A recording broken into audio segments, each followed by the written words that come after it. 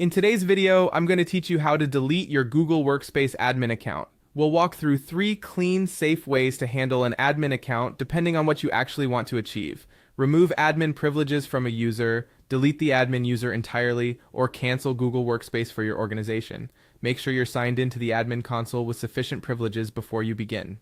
If your goal is simply to take away admin power while keeping the user's email and files intact, start in the admin console and open directory, then users.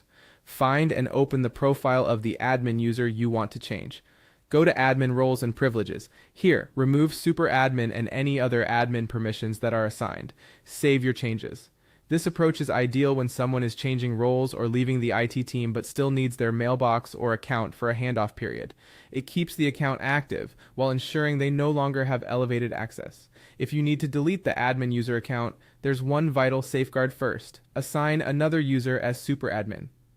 Without an active superadmin, you could lose management access to the entire domain. After confirming a different user holds superadmin, return to directory, then users. Select the account you want to remove, choose more, and select delete user.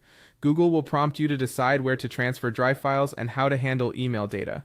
Review these prompts carefully so important documents and messages move to the right owner, then follow the on-screen steps to complete the deletion. This permanently removes the account, so it's smart to confirm any legal or compliance needs are addressed before you finalize. If you want to stop using Google Workspace entirely, handle it through billing.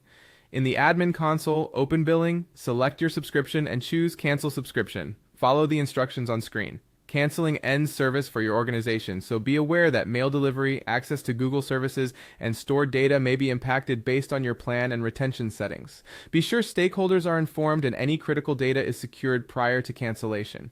To recap, remove admin roles if you want to keep a user but take away privileges, delete the admin user if the account should no longer exist after transferring data, and cancel the subscription only if your organization is fully moving off Google Workspace. Thanks for watching, and take your time with the prompts to keep access and data exactly where you intend.